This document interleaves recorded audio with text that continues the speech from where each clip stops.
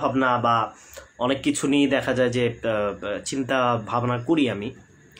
তো আপনি একজন অ্যাগনস্টিক অ্যাথিস্ট হিসেবে মানে আপনি ভালো মন্দের যে নির্ণয়টা এটা আসলে আপনি কিভাবে করেন?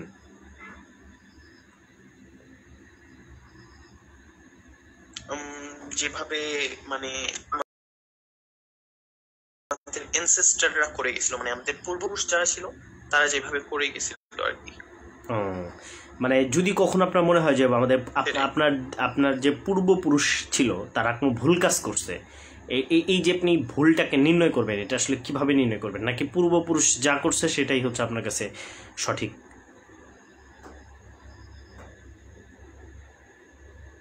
না, পূর্বপুরুষ যা করছে তা আমার কাছে সঠিক না। অ্যাকচুয়ালি সবচেয়ে বড় কথা হচ্ছে আমি এখন অনেক বড় ডিলেমা, অনেক বড় কনফিউশনের মধ্যে আছি যে আমি কি করবো না করবো। কারণ দেখা যায় আমার জন্মগ্রহণ হচ্ছে গিয়ে এই সনাতন ধর্ম, মানে সনাতন ধর্ম একটা পরিবারে, আর সেখান থেকে আর কি মানে তারপর আমি এখন কনফিউশন যে এরকম আমার মাথার মধ্যে আগে মাঝে অনেক প্রশ্ন আসতো যে এরকম যে মানুষ এরকম ওয়ার্শিপ করে বা এরকম উপাসনা করে, এরকম কি আসলেও কিছু আছে কিনা না, তারপরে এই যে কসমস এগুলা সৃষ্টি হলোই বা কিভাবে, বা কে করলো, বা উনি যে আছেন কিভাবে করেন, উনি যে অনেক কিছু করতে বলে গেছেন সেটা কিভাবে করেন, আর যদি করতে বলে তাহলে এতগুলা ধর্ম কেন, মানে এরকম আমার অনেক প্রশ্ন আসতো। এই যে এতগুলো ধর্মের যে বিষয়টা বলতেছেন, ধরেন একটা বাচ্চা দাঁড়ানো এবং তার সাথে ধরেন 5 জন মহিলা দাবি করলো এই ছেলেটা হচ্ছে আমার, তো 5 জন দাবি করার দ্বারা কি প্রমাণিত হয় যে ছেলেটা আসলে একাকী হয়েছে? এরকম না, এরকম না। পৃথিবীতে অনেক ধর্ম থাকার দ্বারা কি এটা প্রমাণিত হয় যে এক্সট্রোস্টার এক্সিস্টেন্ট নাই?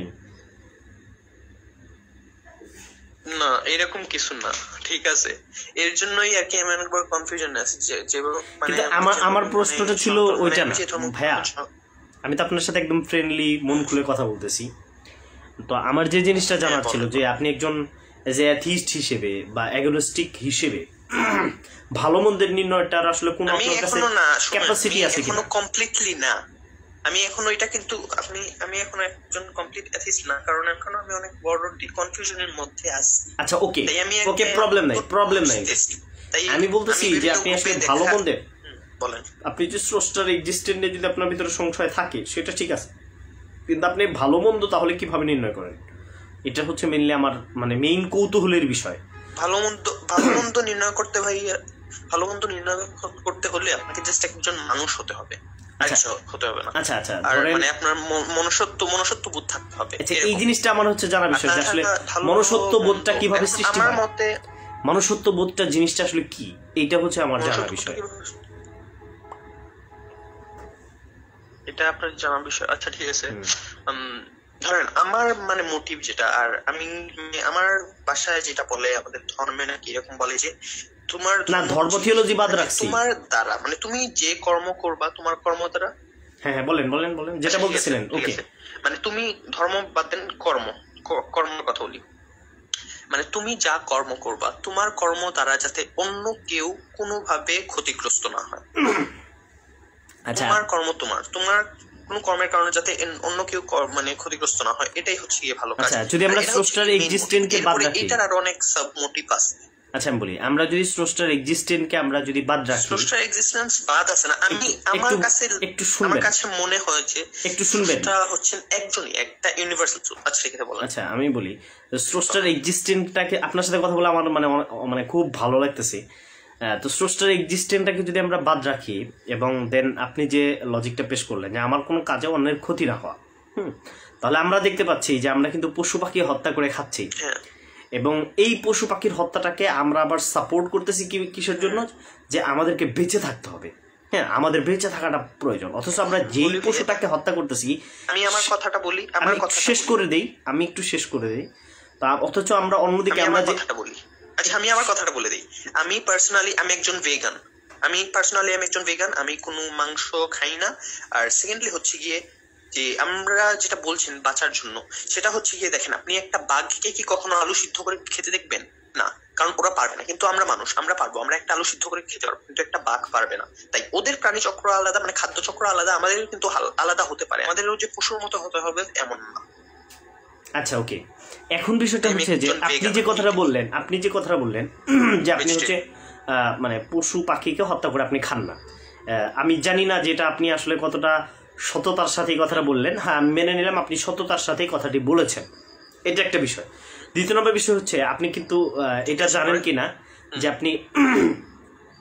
আপনি কিন্তু গাছের ফলমূল বা এগুলো খেয়ে থাকেন, সেখানেও কিন্তু প্রাণ আছে। আপনি কিন্তু সেই প্রাণগুলোকেও অনেক সময় হত্যা করে বা তাদেরকে করে তাদের থেকে কিন্তু আপনি খাচ্ছেন। আসলে আপনি কখনো এই প্রাণ এরকম একটা জিনিসকে আঘাতপ্রাপ্ত না করে মেইনলি কিন্তু আপনি কোনো কিছু মানে বেঁচে থাকতে পারতেছেন না।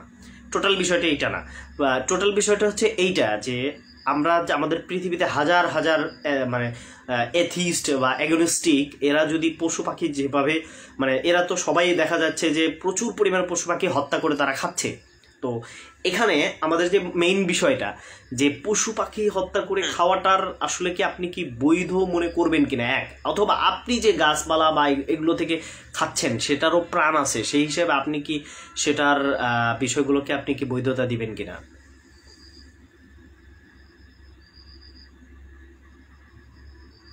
প্রথমত ভাইয়া আমি আপনাকে বলি যে আমরা এত ইমোশন মানে আমরা তো কিছু বলতেছি আবেগের বিষয় বলতেছি যে ওকে হত্যা করা ঠিক না, প্রাণীকে হত্যা করা ঠিক না, এটা ঠিক আছে, কিন্তু এটা কিন্তু একটা বায়োলজিক্যাল রিজন আছে। আমরা মানে আবেগ ছেড়ে যদি আমরা বায়োলজিক্যাল রিজন দেখি, যে আপনি যদি মাংস খান মানে আপনার একটা শরীর মানে ধরেন আপনার মানে কোনো প্রাণীর শরীর, এটা আমরা যা খাই খাদ্য গ্রহণ করি সেই খাদ্যটাই আমাদের রক্তের মাধ্যমে গিয়ে আমাদের প্রত্যেকটা সেলকে ওই খাদ্যটা দেয়, আমাদের প্রত্যেকটা কোষকে সেই খাদ্যটা দেয়।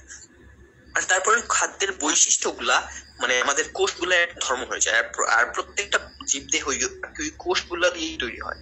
তাই আপনি যদি দেখেন সেইভাবে আর কি, মানে যদি যত বেশি মাংস খাবেন সেটা খাটার জন্য আপনাকে একটু হিংসাত্মক হতে হবে, আর বায়োলজিক্যাল ভাবে ওই যে মাংসটা খাচ্ছেন সেইটা আপনার ভিতরে গিয়েও আপনাকে অনেক হিংসাত্মক করে ফেলবে।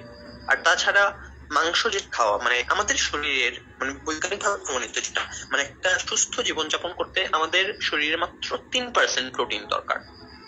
আপনি আমার কথাটা বুঝতে পারেন নাই, আপনি আমার কথাটা বুঝতে পারছেন কিনা? ক্যান্সারের কারণ, মৃত্যুর কারণ। আপনি কিন্তু ফলমূল খেয়ে বেঁচে থাকছেন। আমি বলতেছি আমি ওইটা বৈধ মানি না, আমি বৈধ মানি না। আচ্ছা আচ্ছা, ফলমূল খেয়ে বেঁচে থাকছি ঠিক আছে, সেটা তো প্রাণ, তারও প্রাণ আছে, গাছের প্রাণ আছে। আমরা জগদীশ চন্দ্র বসুর থিওরি থেকে জানি যে গাছের প্রাণ আছে। গাছের প্রাণ আছে, জগদীশ চন্দ্র বসু এটা বলছেন। কিন্তু গাছ তো বড় হচ্ছে আমাদেরকে ফল দিচ্ছে, ফল খাওয়ার জন্য দিচ্ছে। আর যেটা আমরা যে খাদ্য যেটা তো আমরা ফল খাওয়ার জন্য দিচ্ছে, এটা আপনি কিভাবে বুঝতে পারলেন? ফল খাওয়ার জন্য দিচ্ছে এটা আপনি কিভাবে বুঝতে পারলেন? কারণ ভাইয়া যদি আপনি গাছকে আপনি গাছ থেকে একটা ফল পারলেন, এটা গাছের কোনো কিছু হবে বলে আমার মনে হয় না। গাছটার মানে গঠনটাই এইভাবে। না না, গাছটার গঠনটা আপনি মনে করতেছেন, ফলের জায়গায় একটা ফল আসবে না, বুঝতে পারেন নাই। গাছটার ফলটা তো আপনি ওরকম ভাবে দেখতেছেন, কারণ আপনি খাইবেন, পয়েন্টটা বুঝবেন। আপনার পয়েন্ট হচ্ছে আমি খাবো, আমাকে যেহেতু বেঁচে থাকতে হবে, আমাকে টিকে থাকতে হবে, এই জন্য আপনি এটাকে যুক্তি পেশ করে এটাকে কিভাবে বৈধতা দেওয়া যায়। কিন্তু এটা যদি মেইন যদি আমরা কারণটাকে দেখি যে এখানে একটা গাছ, তারও কিন্তু প্রাণ আছে। আপনি কি করতেছেন, একটা শাকসবজি খাইতেছেন, এই শাকসবজির যে গাছটা আছে সেই গাছটা আপনি ঠাস করে উঠায় একদম টেনে ছিঁড়ে খাইতেছেন। হ্যাঁ, তো এরকম কিন্তু আপনার অনেক কিছু ফলমূল এরকম, তারপরে হইতেছে আপনার হইতেছে মানে ভেজিটেবল যদি আপনি খান তাহলে আপনি পুরো গাছটাই উঠে কিন্তু খাইতেছেন। তো এরকমও কিন্তু আপনি একটা প্রাণকে নাশ করতেছেন। এটাকে কি আপনি অন্যের ক্ষতি মনে করেন না? যেহেতু আপনি বস্তুবাদী, তাহলে সকলেই বস্তু এবং প্রাণ জগতে আমরা সকলেই প্রাণ, অ্যাজ এ অ্যাথিস্ট হিসেবে বা অ্যাজ এ অ্যাগনিস্টিক হিসেবে।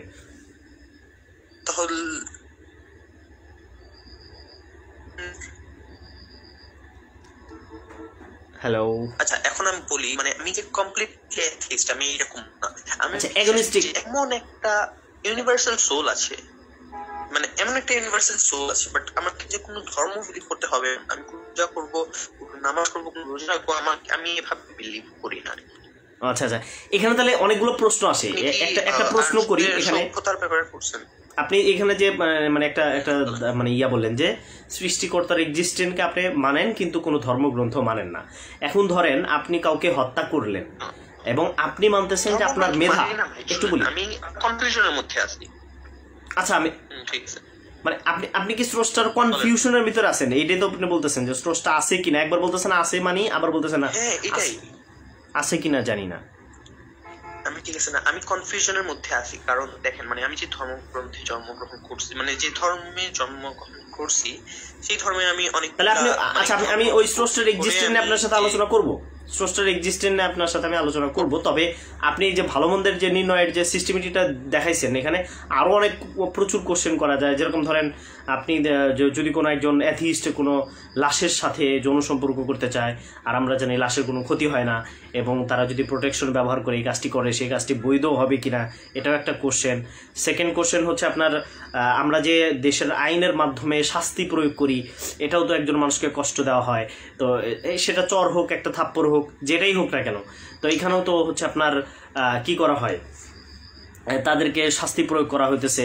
সেকেন্ড হচ্ছে আমরা কি করি, যে এই যে টোটাল যে বিষয়গুলো, আমরা খাবার খাই, আমরা অন্যের ক্ষতিগ্রস্ততা করি অন্যকে।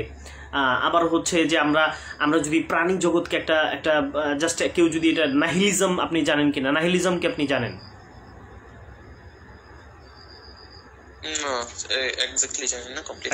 আপনি কি হুমায়ুন আজাদের আমার অবিশ্বাস বইটা পড়ছেন? আপনি কি হুমায়ুন আজাদের আমার অবিশ্বাস বইটা পড়ছেন? আচ্ছা, উনি কিন্তু একজন অ্যাগনস্টিক মানে অ্যাথিস্ট বা অ্যাগনস্টিক অ্যাথিস্ট যেটাই বলেন না কেন, এটা উভয় কাতারে বলা যায়। উনি বলছে, এবং পৃথিবীতে অনেকে যারা স্রষ্টা অবিশ্বাস করে তারা মনে করে যে এই জগৎটা হচ্ছে একেবারে অর্থহীন এবং এই জগতের কোথাও কোনো অর্থ নাই, বুঝতে পারছেন? এবং তারা এটার উপর প্রচুর পরিমাণে গবেষণা করেছে, এবং তারা এটার উপর একটা বিশেষ করে হুমায়ুন আজাদ আমার অবিশ্বাস বইয়ের ভিতরে উল্লেখ করছে জগতে কোথাও কোনো অর্থ নাই। তো আমরা যদি দেখি যে এই জগৎটা হচ্ছে একটা বস্তু, এবং আমাদের ব্রেনটা হচ্ছে একটা কেমিক্যাল রিয়াকশন, তো আমরা যদি এটার আলোকে একটা মানে কনক্লুশন টানি, সেটা হচ্ছে যে এই যে একটা চকলেট আমরা যেরকম ফাটাই, চকলেট ফাটাইলে যেরকম এটা আসলে কোনো কিছু মিন করে না, ঠিক তেমনি আপনি যদি কাউকে হত্যা করেন অথবা কোনো কিছুকে আপনি যদি করেন, এগুলো তো আসলে কোনো কিছু মিন করতেছে না। তাহলে আপনি যে ক্ষতি বলতে আসলে আপনি কি বুঝাইতেছেন? তাইলে মানে ক্ষতি সাধনটাকে আপনি কি বুঝাইতেছেন? তাহলে তো চকলেট আপনি 2 ভাগ করে তো খাইতে পারবেন না, কারণ ওখানেও তো একটা ক্ষতি সাধন হইতেছে। আসলে আপনি ক্ষতি বলতে কি বুঝাইতেছেন? তাহলে ক্ষতি বলতে চাচ্ছি ভাইয়া মানে আমরা যে সৃষ্টি হয়েছি এখন, মানে আমরা আবেগটাকে সরিয়ে রাখি। আর আপনি যেটা বলছেন যে কেউ যদি লাশের সাথে ইন্টারকোর্স করে, এটার ব্যাপারটা হচ্ছে এটা আপনি যদি মানুষ হন তাহলে এরকম আপনি কিছু করবেন না। মানবতার সংজ্ঞাটাই তো আমি চাইলাম আপনার কাছ থেকে। আপনি মানবতার সংজ্ঞাটাই তো আপনি আমাকে দিলেন যে আমার কোনো কাজে অন্যের ক্ষতি হওয়া যাবে না। তো মানবতার ওই সংজ্ঞার আলোকেই তো আমরা বুঝতে পারতেছি যে লাশের সাথে যদি কেউ যৌন সম্পর্ক করতে চায়, আপনার যে সংজ্ঞার আলোকে করতে পারবে কিনা, এটা হচ্ছে দাবি। আমি বলছি ওইটা হচ্ছে গিয়ে আমার মেইন মোটিভ, ওইটার আরো অনেকগুলো সাব মোটিভ আছে, মানে ওইগুলো আরো অনেক শাখা উপশাখা আছে। আর সেইখানে আপনাকে মানে আচ্ছা, এখানে আরেকটা পয়েন্ট, আপনি যে সংজ্ঞাটা দাঁড় করাইছেন, মানবতার যে সংজ্ঞাটা দাঁড় করেছেন, এই মানবতার সংজ্ঞার সাথেটা কি মানে পুরো পৃথিবীর সকলেই কি একমত? পুরো পৃথিবীর সকলেই একমত হতে পারবে না ভাই, কারণ আপনি দেখেন পৃথিবীটা আপনি যদি কোনো একটা রুলস বানান পারফেক্ট হয়ে যায়, তাহলে আমাদের বাঁচার কোনো রিজন হবে না। স্রষ্টা না থাকলে স্রষ্টার এক্সিস্টেন্স না থাকলে আপনার বাঁচার প্রয়োজনীয়তা নাই, কারণ হুমায়ুন আজাদ বলছে এই জগতের কোথাও কোনো অর্থ নাই, সুতরাং বেঁচে থাকাই হচ্ছে নিরর্থক। আর এই নিরর্থক জীবন থেকে মুক্তির একটাই উপায় মৃত্যু পারে এই জগৎকে, মানে এই জগৎকে কি বলে, মৃত্যুই পারে এই নিরর্থক জীবনের সমাপ্তি ঘটাতে। তাই আত্মহত্যা একটি উপায় নিরর্থকতা থেকে মুক্তির। এটা রেফারেন্স যদি আপনার লাগে, নাহিলিজমের দৃষ্টিভঙ্গি থেকে এটা উনি ব্যাখ্যা করছে, এবং তিনি নিজেও বিলিভ করেন। এবং ঠিক আছে, এখন এটা হুমায়ুন আজাদের দৃষ্টিভঙ্গি। শুনুন, এইটাই হচ্ছে পয়েন্ট, দৃষ্টিভঙ্গি যে এইটাই হচ্ছে জগৎটা অর্থহীন। আমি তো আমার জগতে অর্থ ভাই, এইটাই হচ্ছে পয়েন্ট যে আপনি আপনার জগৎকে অর্থপূর্ণ মনে করছেন। সাথে কথা বলতেছি, আমার ভালো লাগতেছে ভাইয়া। এই যে আপনি পয়েন্টটা দাঁড় করেছেন যে আপনি তার কথা মানবেন না, সে আপনার কথা মানবে না, পয়েন্টটা কিন্তু এটাকে বোঝানোর জন্য হচ্ছে আমি এই পয়েন্টটাকে আনছি যে আপনার কথা সে মানবে না, তার কথা আপনি মানবেন না।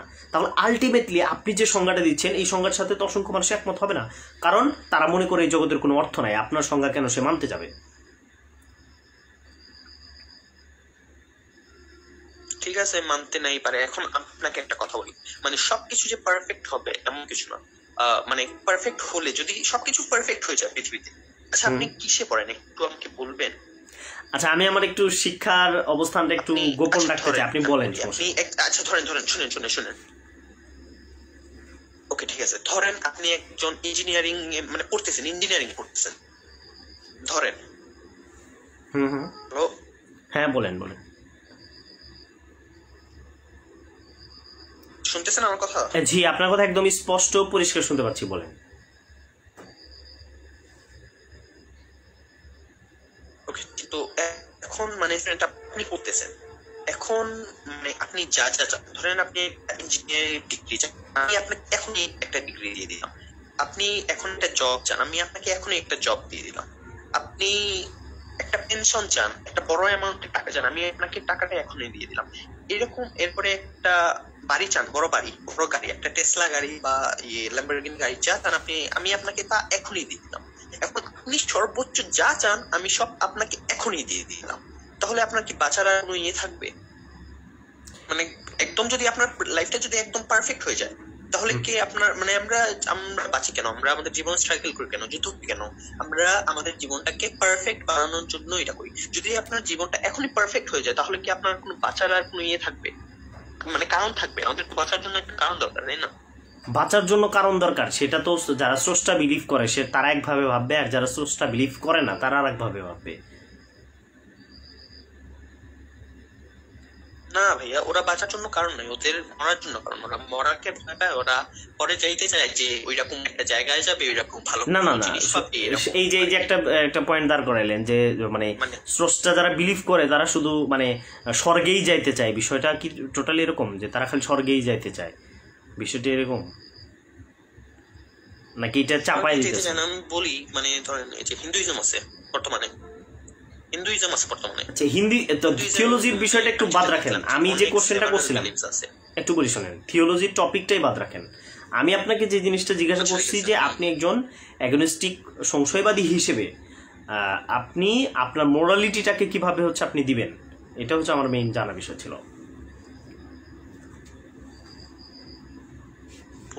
এবং আপনার মানবতার সংজ্ঞা অনুপাতে মানে প্রত্যেকে আপনার মানবতার সংজ্ঞা অনুপাতে লাশের সাথে যৌন সম্পর্ক করাটা বৈধ হয়ে যায়। ডাকাতি করে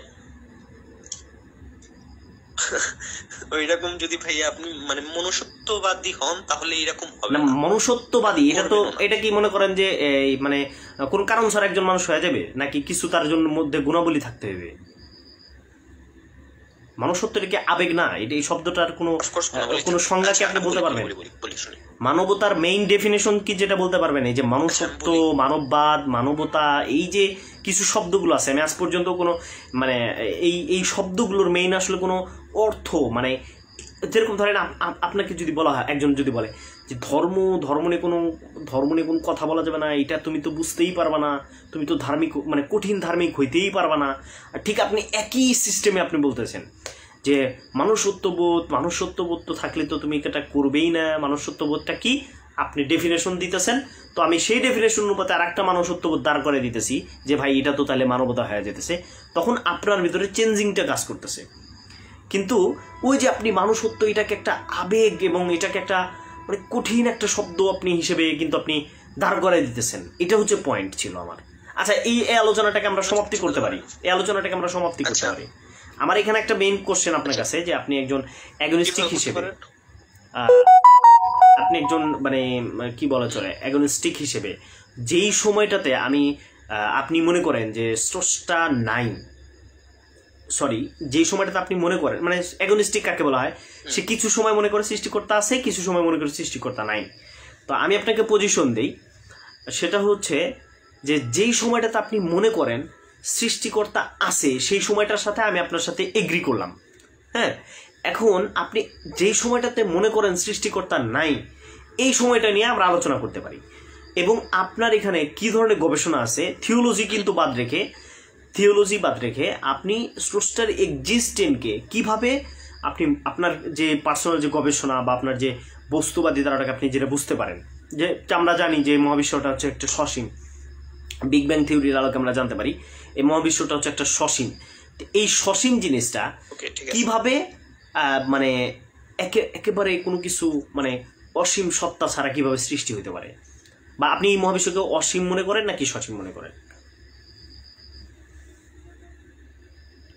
আমি ডেফিনেটলি অসীম মনে করি, কারণ এটা বৈজ্ঞানিক ভাবেও অসীম, আর সেটা আর আপনি যেটা বললেন ডেফিনিশন, ওই যে লাশের সাথে ইন্টারকোর্স যেটা, সেটা হচ্ছে গিয়ে এখন লাশের একটা প্রপার মানে একজন লাশের একটা লাশ ধরেন, ওর কিন্তু যে মারা যাবে সে কিন্তু ফ্যামিলি মেম্বার্স থাকবে, তাদের একটা ফিলিংস থাকবে ওই জিনিসটার জন্য, ঠিক কিনা?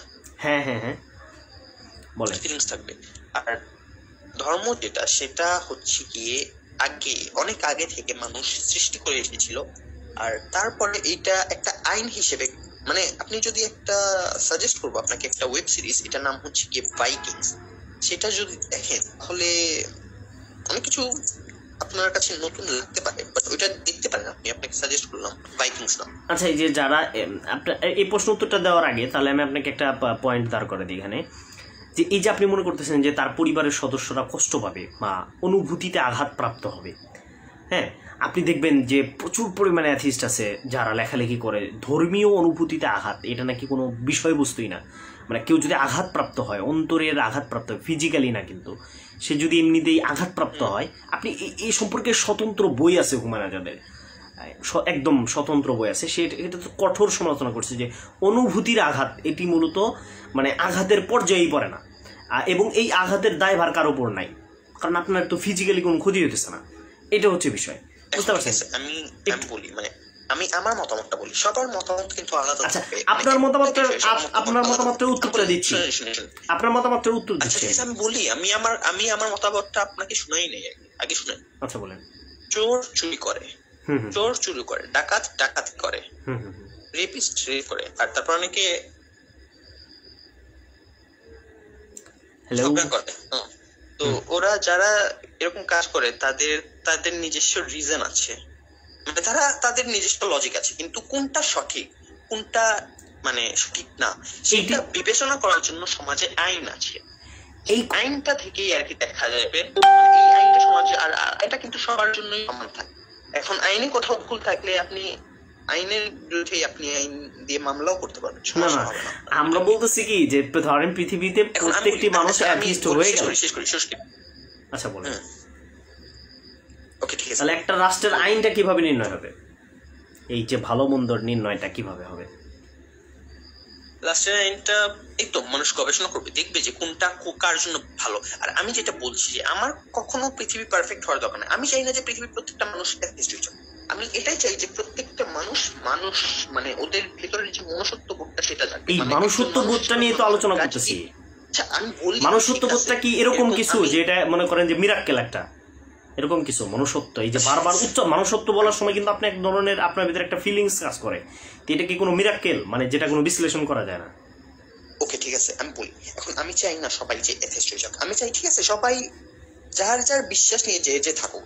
এখন ধরেন আপনি কি তো মনুষ্যত্বটা কি মিরাক্কেল কিনা? শুনেন, আচ্ছা আমার কথাটা শুনেন, আপনি যদি বিশ্বাস করেন সূর্য পশ্চিম দিকে ওঠে, তাহলে আমি আপনাকে আর কি বোঝাতে যাবো না যে সূর্য পূর্ব দিকে ওঠে, কারণ আপনি এটা ভাববো যে ঠিক আছে আপনার মতে হয়তো সূর্য পশ্চিম দিকে উঠতে পারে, আমার মতে সূর্য, আপনার কাছে তো প্রমাণ আছে ওটার পক্ষে, তারপর ওইটা প্রমাণ আছে, মানে এটা আমি একটা উদাহরণ দিলাম, এইটাই আমি বুঝাইতেছি, একটা ভাবতে পারে, কিন্তু এইটাই আমি বুঝাইতেছি যে আপনারা কি প্রমাণের উপর ভিত্তি করে রাইট রংটা নির্ণয় করেন, এটাই তো হচ্ছে আলোচনা বিষয়বস্তু। ওকে ঠিক আছে, এখন আমি বলি, আর ওই যে মানে মানবতা বা মানুষত্ব এটা কি কোনো মিরাক্কেল কিনা, আমার এটা একটা প্রশ্ন ছিল আপনার কাছে, এটা কোনো মিরাক্কেল কিনা, অলৌকিক কোনো সত্তা কিনা? এটা আমি আপনার এখানে আসতেছি, আমি এখানে আসতেছি, আমি কথা বলতেছিলাম যেটা মানে এখন ধরেন একজন একটা বিশ্বাস করলো, সে তার বিশ্বাস নিয়ে থাকুক, ততক্ষণ পর্যন্ত আমি কথা বলবো না যতক্ষণ না সে আমার ব্যাপারে সে ইন্টারফেয়ার করছে। যদি সে আমার ব্যাপারে সে ইন্টারফেয়ার করে তারপরে গিয়ে আমি কথাটা বলবো, আর এর আগে সে আর কি ইয়ে হয়ে যাক। আর এখন আপনি যে সৃষ্টিকর্তার এটাতে আসলেন, যেটা সৃষ্টিকর্তা না, যে আমি একটা প্রশ্ন করছি আপনাকে, সরি আপনাকে একটা প্রশ্ন করছি যে আপনি মনুষ্যত্ববোধের কথা যে বললেন, এটা কি কোনো মিরাক্কেল কিনা যেটাকে বিশ্লেষণ করা যায় না, বলবেন? না, সেটাকে মিরাক্কেল বলবো না, আমি সেটাকে অনুভূতি বলবো, যেহেতু মানুষ অনুভূতি থাকবেই। ধরেন একজন চুরি করে বলে এটা আমার অনুভূতি, সেটা আপনার অনুভূতি, এর জন্য সমাজে আইন আছে। যদি আপনি দেখবেন আপনি রাষ্ট্রের আইনটাই তো নির্ণয় হচ্ছে, আপনি তো তাহলে এই যে পয়েন্টটা বুঝতেছেন না। ধরেন পৃথিবীর সকল মানুষ অ্যাথিস্ট হয়ে গেল, শোনেন একটু শুনে নেন। ধরেন পৃথিবীর প্রত্যেকটি মানুষ অ্যাথিস্ট হয়ে গেছে, এখন একটা রাষ্ট্রের আইন প্রণয়ন করতে হবে, যেহেতু আপনি আইনের দিকে আসছেন। তো আইন প্রণয়ন করতে হবে এবং সেই আইনটা হবে মনুষ্যত্ববোধ, মনুষ্যত্ব আইন, এটা হবে। এখন এই মানুষত্ব এই জিনিসটা কি কোনো মিরাক্কেল কিনা, এখানে আমি আপনাকে প্রশ্ন করছি। এখানে কিন্তু আপনি রাষ্ট্রের আইনে যেতে পারবেন না, কারণ আপনি হচ্ছে এই মানুষত্বর বোধের এই আইনটাকে আপনি প্রণয়ন করতেছেন। তা আপনি যে এটাকে এক কথায় উত্তর দিচ্ছেন সেটা হলো অনুভূতি, আপনি কিন্তু একটা উত্তর টানছেন। তা অনুভূতির ক্ষেত্রে যদি আসি, সেইখানেই তো আমি কোশ্চেনটা করলাম, একটু বলেন। আচ্ছা ওকে বলেন। তো এই যে অনুভূতি, চোরের তো অনুভূতি আছে, ডাকাতের অনুভূতি আছে, তারপরে এক একজনের এক এক ধরনের অনুভূতি আছে। তার রাষ্ট্রের আইনটা আসলে কোন অনুভূতির ক্ষেত্রে হবে, মানে কোন অনুভূতি দিয়ে রাষ্ট্রের আইন হবে, এবং সেই অনুভূতিটাকে কোনো বিশ্লেষণের কাতারে আনা যায় কিনা, নাকি সেটাও মিরাক্কেল? যেটা বর্তমানে আছে পৃথিবীতে আইনটা যেটা চলতেছে, মানে মানুষ হিসেবে মানুষের যে আইনটা চলছে, ধর্ম যেভাবে আসলো, ধর্ম আসছে যে রাজরা, আমি ভাই ধর্ম থিওলজি বাদ রাখছি, যেটা জানছি টোটাল থিওলজি বাদ রাখছি। আচ্ছা না, থিওলজি বাদ রাখা যাবে না, যেহেতু এখান থেকেই যে সংশয়ের বিষয়গুলো, তাই এটাকে রাখা লাগবে, এটাকে বাদ রাখা না না যাবে না না। না, আপনি বুঝতে পারেন না, আপনি তো স্রষ্টার এক্সিস্টেন্সকে বিশ্বাস করেন না, তো ধর্ম তো আগেই ডিলিট হয়ে গেছে, ওটার সাথে সাথে ধর্ম ডিলিট হয়ে গেছে। যখন আপনি স্রষ্টার এক্সিস্টেন্সকে মানবেন তখন ধর্ম আসবে, এরপর ধর্মের মোরালিটি আসবে, বুঝেন নাই? যখন স্রষ্টা ডিলিট করে দিয়েছেন তখন ঠিক আছে। আচ্ছা ঠিক আছে, আসেন এবার তাহলে আমরা স্রষ্টা নিয়ে আলোচনা করি। আমার মতে আপনি আপনাকে বোঝাতে পারতেছি না, এখন আমি আপনাকে বলে দিই শর্টকাট, যে আপনি একজন ভুল মানুষকে জিজ্ঞেস করতেছেন, কারণ আমি এখন নিজেই অনেক কনফিউশনের মধ্যে আছি। আচ্ছা আচ্ছা ঠিক আছে, আপনি আপনার কাছে এই প্রশ্নগুলোর উত্তর নাই, ওকে, এই প্রশ্নগুলোর উত্তর নাই, ওকে, আমি অনেকেই এই প্রশ্নগুলো জিজ্ঞাসা করছি, উত্তর আমার কাছে আসে নাই। আচ্ছা ওকে, সমস্যা নাই। দ্বিতীয় নম্বর বিষয় হচ্ছে, আমি আপনাকে একটা বিষয় বলি, সেটা হচ্ছে যে আমি আপনার কাছে মানুষত্ব এই জিনিসটা আমার খুব শেখার বিষয় ছিল, বিশ্বাস থাকে, বুঝছেন? এই যে মানুষত্বের এই এক্সপ্লেইনটা আমাকে কেউ করতে পারে নাই, মানে সবাই ওই মিরাক্কেল হিসেবে আমাকে বুঝাই দিছে, মানে এটা কোনো বিশ্লেষণ নাই, মানে মিরাক্কেল। সেটা আপনি যদি হয়তো মানে ধরেন, মানে একটা সমাজ থাকলো যে আপনার মধ্যে যদি এরকম চিন্তাধারা থাকে তাহলেই হবে। ধরেন একজন চেষ্টা করলো, মানে একটা চোর যদি এরকম ভাবে যে মানে ওই মানুষটা ওইটা ও কষ্ট করে উপার্জন করছে, এখন তাহলে এরকম যদি ভাবে মানে আমার এটা নেওয়া ঠিক না, এরকম ভাবলে সে চোর হবে না। আর তখনই এই যে চোর হবে না, সেটাকে মানে সেটাকে না আপনি বুঝেন নাই, যে একজন মানে একজনের কষ্টকে আর কি প্রাধান্য দেওয়া। না আপনি যে এই যে চুরি করার ক্ষেত্রে যে বললেন, আপনি কিন্তু আপনার যে মনুষ্যত্বের যে ডেফিনেশন, এটা কিন্তু মুহূর্তে মুহূর্তে আপনি চেঞ্জ করতেছেন, বুঝতে পারছেন? মানে টোটাল মুহূর্তে মুহূর্তে চেঞ্জ করতেছেন। না হ্যাঁ চেঞ্জ করছেন, অনেকবার চেঞ্জ নিজের ভিতরে ভাই শুনুন। আচ্ছা মনুষ্যত্ব একটু বলি, যে আপনি যে একজন আমার পার্সোনাল, আমি একজন, একটু কি শুনবেন? বলেন। একটু শুনেন, আপনি যে লাস্ট ফিনিশিং যেটা দিয়েছেন ওটার উপর একটা কথা বলি, যে অন্যজন কষ্ট করে কাজ করছে, তারপরে হইতেছে যে ধরেন সেও তো কষ্ট করে চুরি করতেছে, এটাও সে যুক্তি দিতে পারে। এখন কথাটা হচ্ছে কি, আমাদের এটা না, এটা লজিক না, আমাদের লজিকটা হচ্ছে যে কে এটা নির্ধারণ করবে, এই মোরালিটির সিস্টেমিটিটা কে নির্ধারণ করবে, এটা হচ্ছে পয়েন্ট। বা কোন জায়গা থেকে, কোন সোর্স থেকে মোরালিটির পয়েন্টটাকে আমরা একদম ফিক্সড করে নেব, এবং সেই ব্যক্তি বললে সেটা নড়চড় হইবে, এবং সেখানে আমরা সবাইকে বিশ্বাস করব। মোরালিটি হওয়ার জন্য এরকম একটা পজিশন অবশ্যই প্রয়োজন।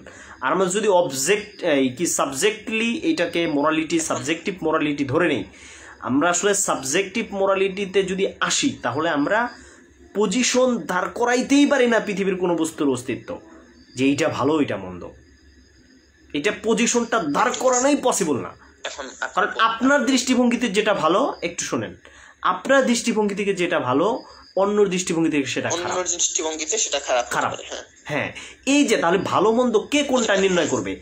আপনি যেরকম যুক্তি পেশ করবেন যে হ্যাঁ এইটা হচ্ছে ভালো, সেও যুক্তি পেশ করবো যে এইটা হচ্ছে ভালো, বুঝতে পারছেন? এখন মেইন ভালো মন্দটা কে নির্ণয় করবে, এটা হচ্ছে পয়েন্ট আমাদের।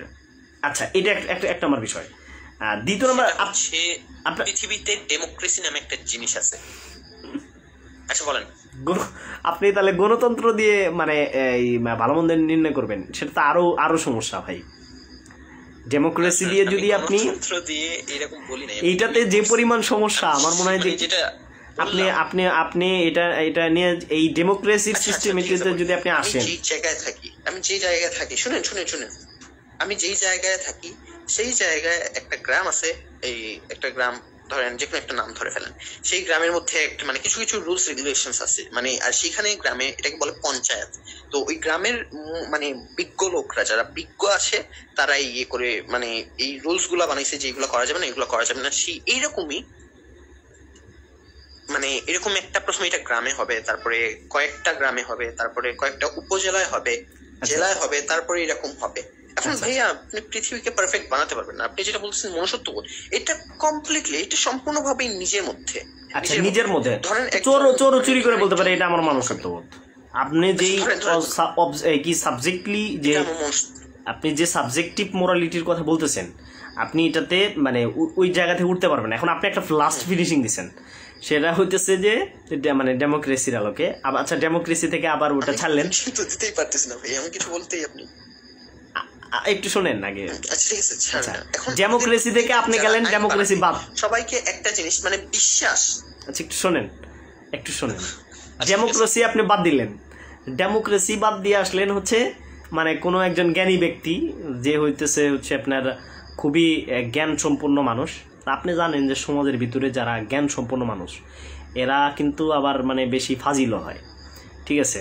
তো ধরেন কোনো জ্ঞান সম্পন্ন মানুষ, তার প্রচুর মানে হ্যাঁ প্রচুর, এটাও প্রবলেম। আচ্ছা, আমরা মোরালিটির আলোচনা থেকে স্রষ্টার এক্সিস্টেন্স নিয়ে একটু আলোচনা করি। মোরালিটির আলোচনা থেকে একটু স্রষ্টার এক্সিস্টেন্স নিয়ে আলোচনা করি। আপনি কি বলেন? মোরালিটি আলোচনা এগুলা মানে অনেকক্ষণই হইলো, আমি বুঝতে পারছি আপনার পজিশনটা। হ্যাঁ, অনেকক্ষণ হয়ে গেল আসলে। হ্যাঁ, এবার হয়তো আমার কাছে আনসার নাই এরকম, বাট আমি যেটা আমি আপনাকে আমার মনুষ্যত্ব কথাটা বলি যে আমার কাছে এটা মানে আমার দ্বারা কোনো মানে কোনো মানুষের কোনো ক্ষতি হবে না। আর তাছাড়া আমি যে করবো মানে আমি আমার ক্ষতির অস্তিত্বই আপনি প্রমাণ করতে পারবেন না। ক্ষতি বলতে আপনি কি বলছেন? শুনেন ধরেন কোনো একটা মানে পাবলিক টয়লেট আছে, সেইখানে আর কি স্পেশালি মানে আপনি যেটা উত্তর দিচ্ছেন এটা আবেগ ভাইয়া। শুনেন আমার কথাটা, শুনেন ভাইয়া। আচ্ছা বলেন।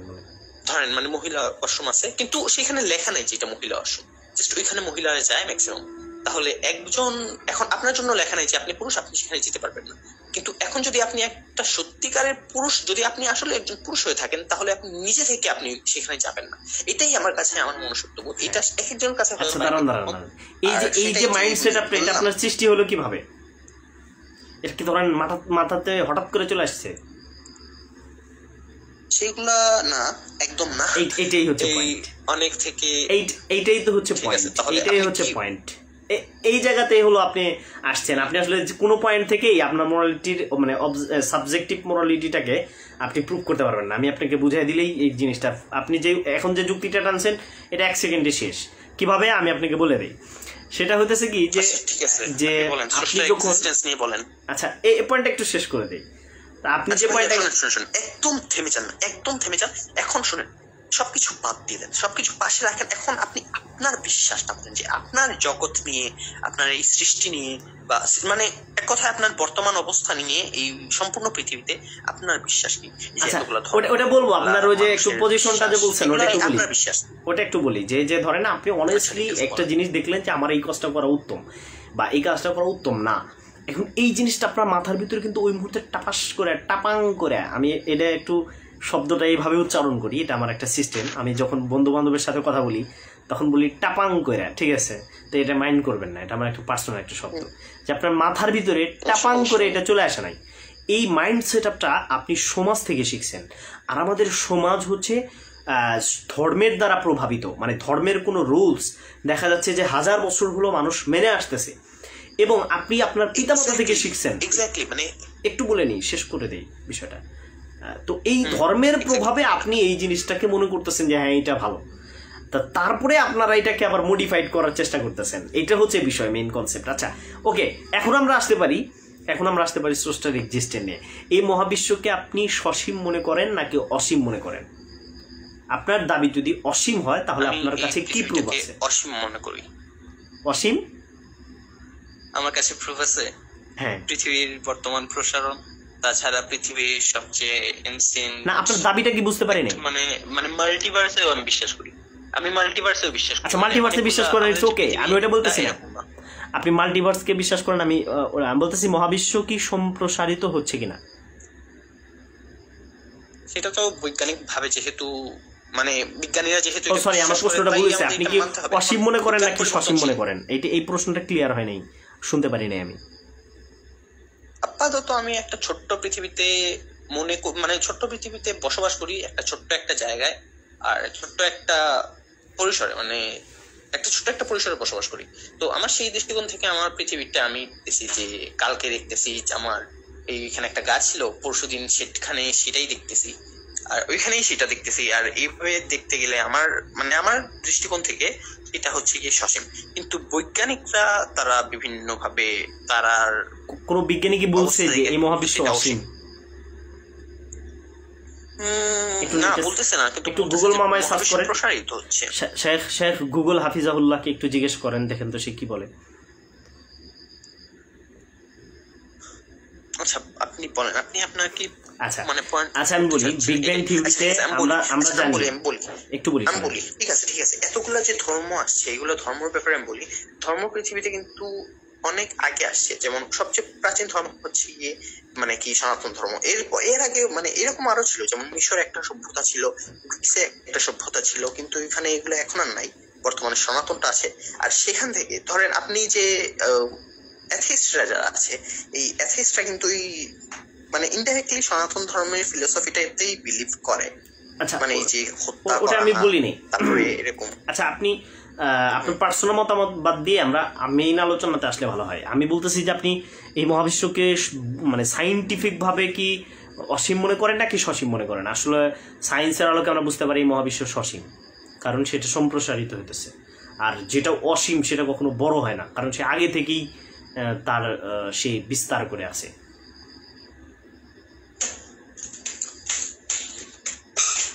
আচ্ছা ভাইয়া, আপনি যদি একটু বলেন যে আপনি যদি কি সায়েন্সে পড়ছেন, যদি পড়ে থাকেন এটা বার বলেন যে হায়ার ম্যাথ পড়ছেন? হ্যাঁ হ্যাঁ পড়ছি।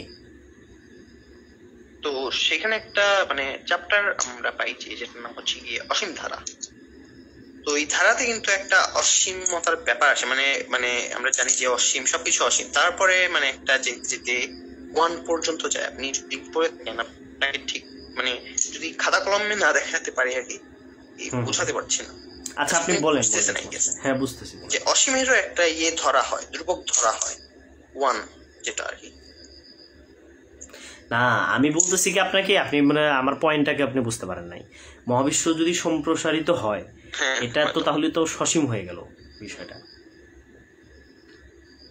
আমি আপনাকে আরেকটু সহজ করে দিই, বিষয়টাকে সহজ করে দিই। ধরেন আপনি একটা আপেল কাটলেন, আপেল কেটে একদম কুচা কুচা করলেন, কুচা কুচা করতে করতে করতে করতে করতে করতে এর একটা শেষ সীমা আছে না?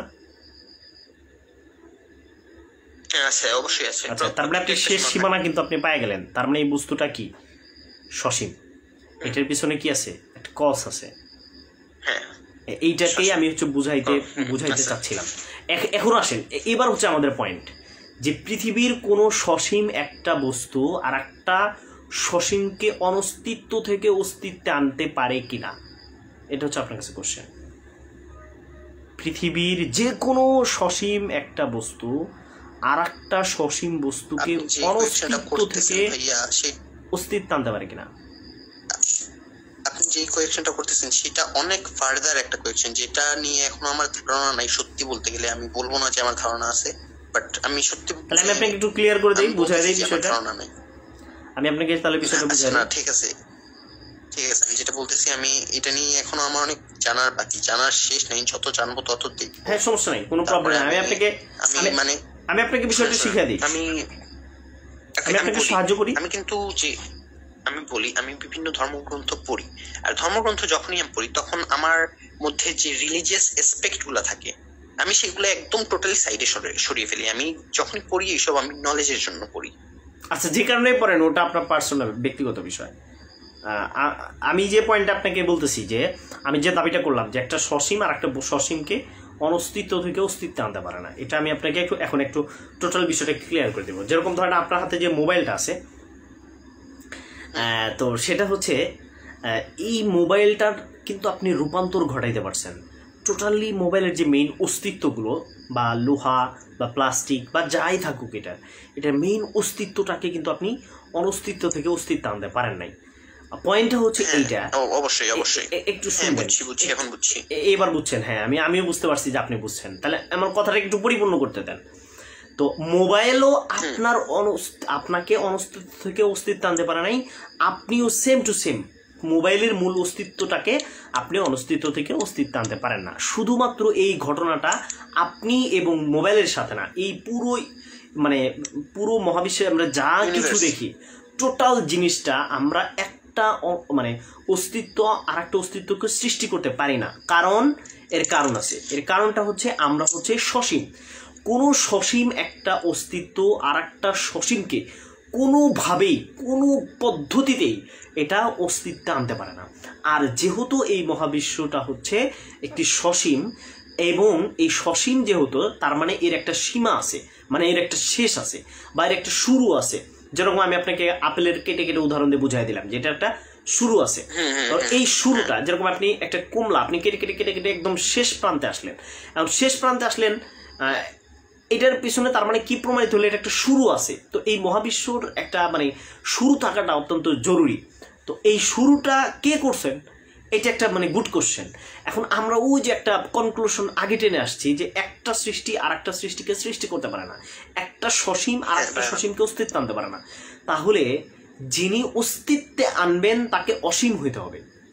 আর যেহেতু বাস্তবতা আমাদের সামনে বিদ্যমান, যে আমরা দেখতে পাচ্ছি এই মহাবিশ্ব, সুতরাং এটা তো একাকী অস্তিত্বে আসে নাই। কিভাবে?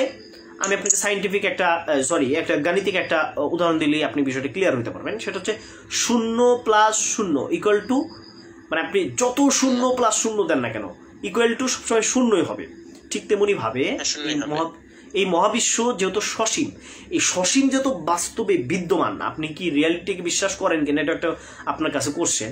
যদি আপনি রিয়ালিটিতে বিশ্বাস করেন, বাস্তবতাকে বিশ্বাস করেন, তাহলে এই বিষয়টা অবশ্যই সসীম, এবং সসীমের জন্য এর অস্তিত্বের পিছনে একটা কারণ থাকতে হবে, এবং সেই কারণটা অবশ্যই অসীম হতে হবে। আমার বিষয়টা ক্লিয়ার? হ্যাঁ, ডেফিনেটলি হ্যাঁ ক্লিয়ার বলেন। আপনি এটা মনে করেন কিনা? অথবা আমি আপনাকে 4টা অপশন দিতে পারি। এই মহাবিশ্ব অনস্তিত্ব থেকে অস্তিত্ব আসার পেছনে 4টা অপশন দিতে পারি। একটা হচ্ছে মহাবিশ্ব একাকী আসছে, যেটা কখনো পসিবল না।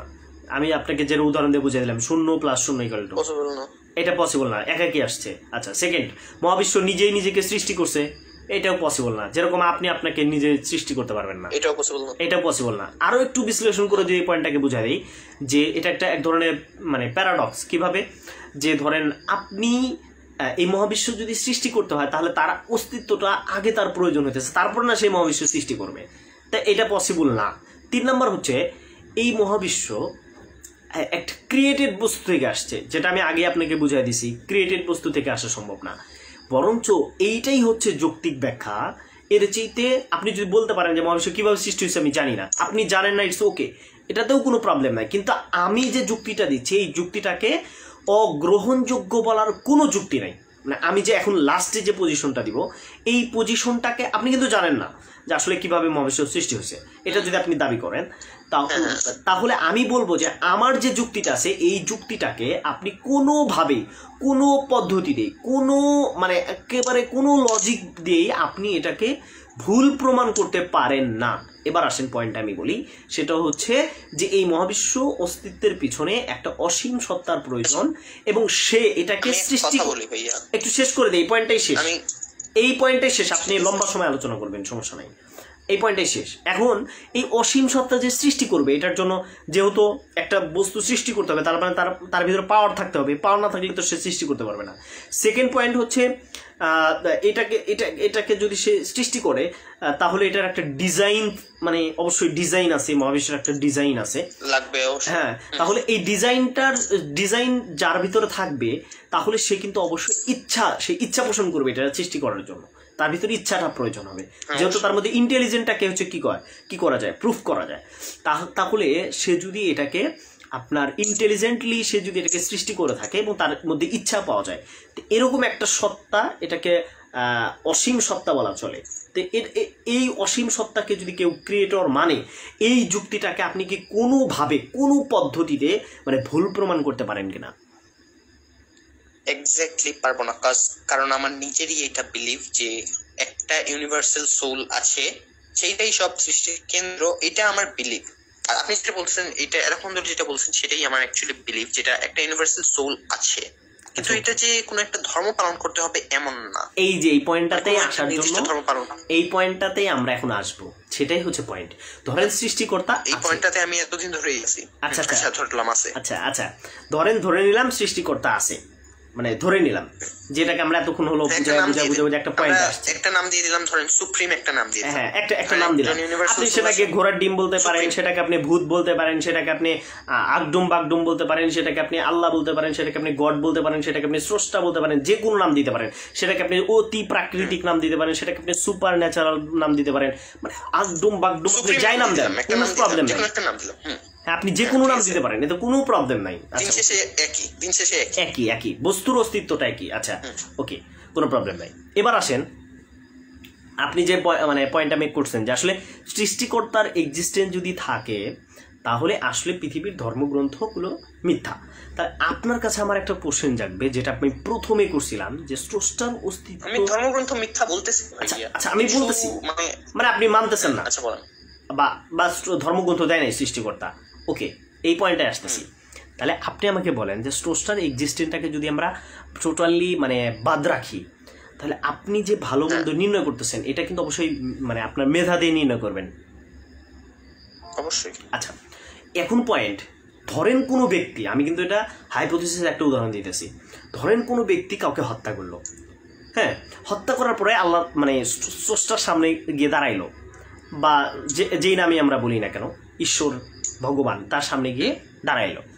এখন একটা কোশ্চেন, তাকে স্রষ্টা জিজ্ঞাসা করলো, কি রে তুই চুরি করছিস কেন, বা তুই অন্যকে হত্যা করছিস কেন, এটা কিন্তু মানে তাকে জিজ্ঞাসা করা হইবে। আচ্ছা, বা যদি তাকে জিজ্ঞাসা না করা হয় সেটাও একটা পয়েন্ট, দুইটাই আমি আসতেছি। ধরেন সৃষ্টিকর্তা জিজ্ঞাসা করলো যে তুই কেন এই কাজটা করলি, তখন সে বলবো, স্রষ্টা তুমি তো আমাকে মাথায় বুদ্ধি দিছিলা, আমার বুদ্ধিতে যা মনে হয়েছে আমি তাই করছি, এটার জন্য তুমি শাস্তি দিতে পারো না, কারণ তুমি তো আমাকে কোনো বুক দেওয়া নাই, কোনো বই দেওয়া নাই। আচ্ছা একটা পয়েন্ট। দ্বিতীয় নম্বর পয়েন্ট হচ্ছে, স্রষ্টা যদি জিজ্ঞেস না করে তাহলে স্রষ্টা অটোমেটিকলি একটা বেইনসাফ, এটা একটা মানে উর্দু শব্দ, অর্থাৎ স্রষ্টা মানে আপনার ভালো না, এটা কিন্তু প্রমাণিত হয়ে যায়। তাহলে আপনি কি এরকম কোনো স্রষ্টাকে বিশ্বাস করেন কিনা যে স্রষ্টা আসলে ভালো না, যে ইনসাফ বিচার করতে পারে না, এটাকে আপনি কি বিলিভ করেন কিনা, অথবা স্রষ্টা সঠিক কোনো সমাধান দিতে পারে না, এরকম কি আপনি মনে করেন কিনা?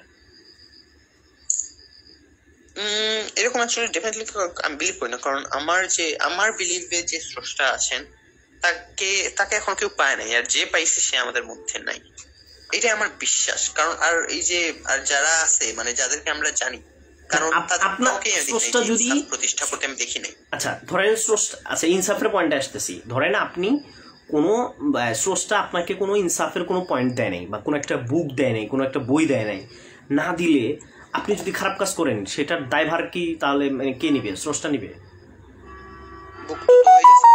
বুক আছে যেগুলো যদি আপনি পড়ে দেখেন তাহলে আপনি অনেক কিছুই পেয়ে যাবেন। আপনি জানেন যে পৃথিবীর বড় বড় স্পেস সংস্থার অনেক বড় বড়, আপনি কি আমার প্রশ্নটা বুঝতে পারছেন কিনা? আগে এইটাকে বুঝতে পারছি যে বই আছে যেটার মধ্যে আমি বিশ্বাস রাখি, যে নাসার নাম তো অবশ্যই শুনবেন, স্পেস এক্স এর নামও শুনবেন, তাই না? আপনি আমার পয়েন্টটা বুঝতে পারেন না। আপনি আমার পয়েন্টটা বুঝতে পারছি। আপনি বলছেন যে বই থাকবে, মানে একটা বইয়ের কথা বলছেন, যে আপনি বই না থাকলে গাইডলাইন থাকবে, সেটা যে কোনো জায়গা থেকে আসতে পারে, কিন্তু আপনার কাছে যদি গাইডলাইনটা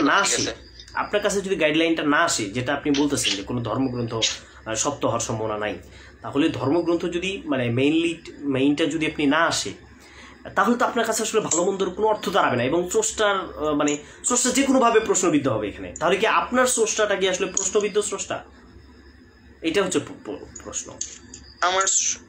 আমার স্রষ্টা প্রশ্নবিদ্ধ নাকি না সেটা আমি এখন জানি না, কারণ আমি আমার স্রষ্টাকে এখনো জানি না। আমি এখন আপনি জানেন না, কিন্তু আমার পয়েন্টগুলোকে তো আপনি ভুল প্রমাণ করতে পারেন না। না এরকম তো পারবো না, এরকম তো সবাই অনেক পয়েন্ট দিবে। আমার পয়েন্টটাকে যদি আপনি ভুল প্রমাণ না করতে পারেন, তাহলে তো আপনার পয়েন্টটা অটোমেটিক্যালি ভুল প্রমাণিত হয়ে গেল।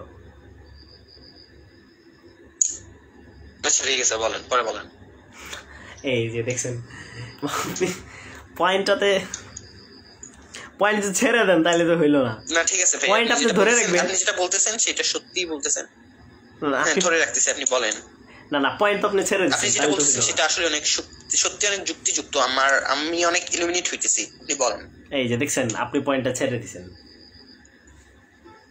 না না সিরিয়াসলি আপনি বলেন, আমি অনেক ইলুমিনেট হইতেছি আপনি যেগুলো বলতেছেন, নতুন নতুন জিনিস শিখতেছি সত্যি যেটা। আল্লাহ, পয়েন্ট ছেড়ে দিচ্ছেন, ডিসকাশন শেষ করতে হবে। পয়েন্ট ছেড়ে দিলে আলোচনা হয় না।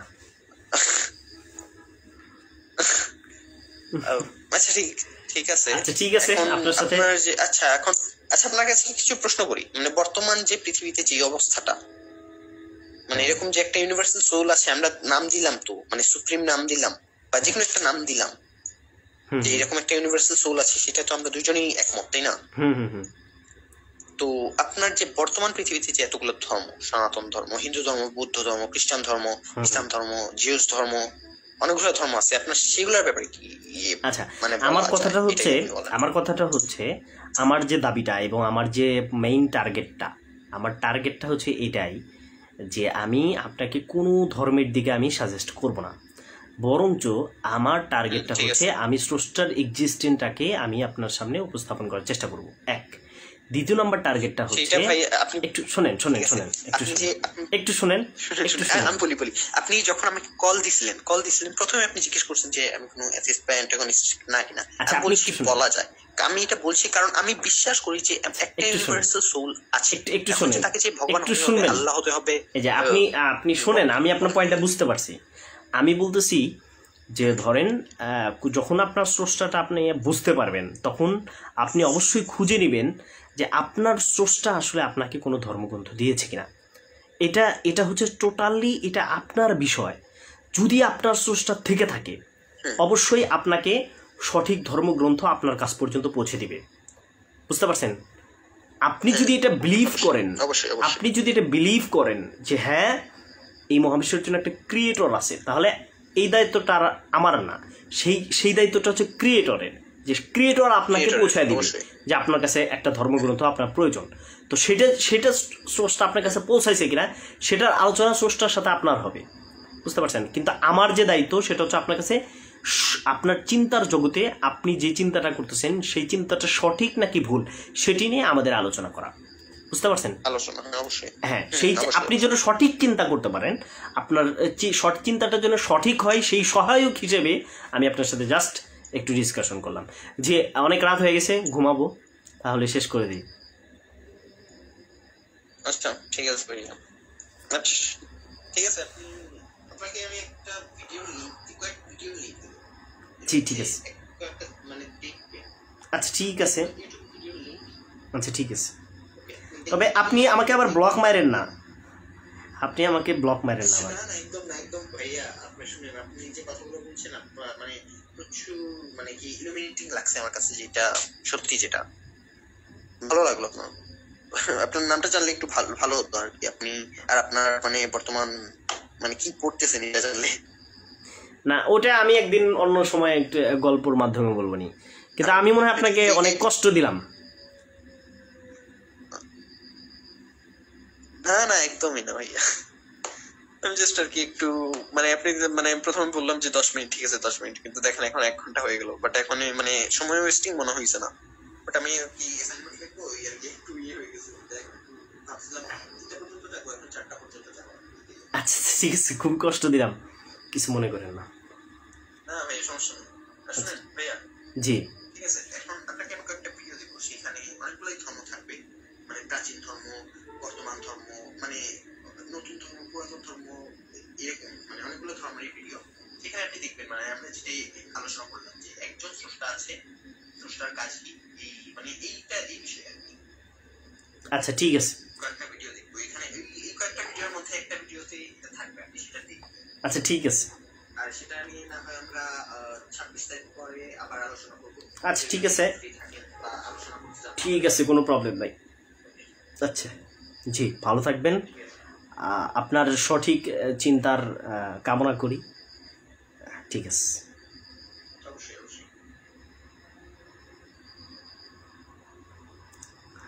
তো দেখেন আপনারা আজকে